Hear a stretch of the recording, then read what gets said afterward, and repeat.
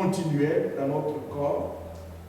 Nous devons nourrir continuellement l'esprit afin de ne pas tomber dans les discrédits.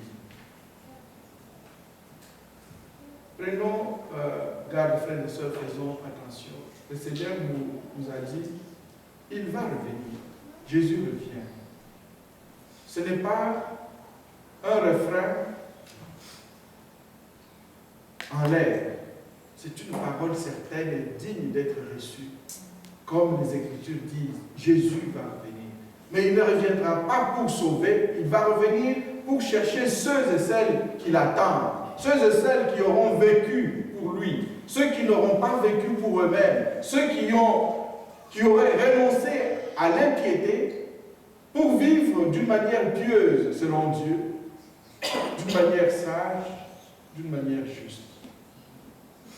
Car le verset 13 nous dit que lorsque nous marchons comme ça, selon la sagesse, la justice et la piété, nous allons le faire en attendant la bienheureuse espérance et la manifestation de la gloire du grand Dieu et de notre Seigneur Jésus-Christ. Donc nous avons les regards tournés vers l'avenir, où Christ nous attend. Et quand il va revenir, jusqu'à ce qu'il revienne, la grâce nous enseigne à vivre d'une manière sage, juste et pieuse. Et on nous dit que Christ lui-même, il s'est donné lui-même pour nous, afin de nous racheter de toute iniquité. Comment je pourrais encore accepter de vivre dans l'iniquité si j'ai été déjà racheté de l'iniquité? Et le Seigneur veut se faire un peuple, il veut se faire un peuple qui lui appartienne, un peuple purifié par lui, un peuple zélé pour le bon Dieu, un peuple qui lui appartient. Y a-t-il une iniquité dans ma vie?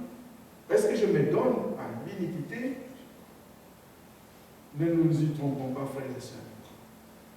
Paul disait à Timothée, on ne se moque pas de Dieu, n'est-ce pas?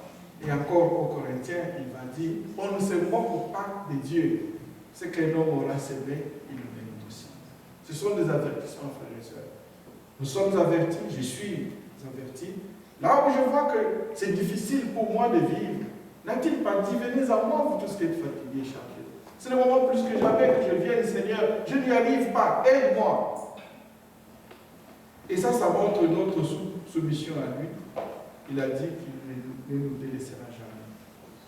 Nous pouvons toujours lui faire confiance. Alors, en parlant de Amazing Grace, nous savons, frères et sœurs, que nous pouvons nous faire grâce les uns aux autres parce que Dieu lui-même nous a fait aussi grâce. Et que maintenant, cette grâce, ce n'est pas une licence pour vivre d'une manière dissolue, pour vivre comme nous voulons.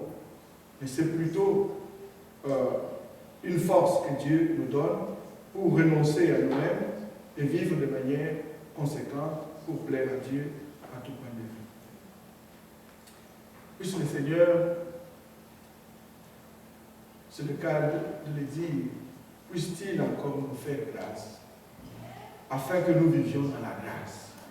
Puisse-t-il nous faire grâce, afin que même toutes les personnes qui ne le méritent pas selon nous, à nos yeux, tous ceux, toutes celles qui vivent avec nous, tous ceux, toutes celles que nous rencontrons, tous ceux, toutes celles qui nous énervent lorsque nous les regardons, tous ceux, toutes celles dont peut-être nous n'aimons pas la forme et la tête. Puisse le Seigneur nous faire la grâce de leur faire grâce, afin qu'ensemble, les uns et les autres, nous constituions un peuple, comme dit le verset 14, un peuple purifié par le Seigneur et zélé pour de bonnes œuvres. De cette manière-là, frères et sœurs, nous n'allons pas nous entre-déchirer les uns les autres.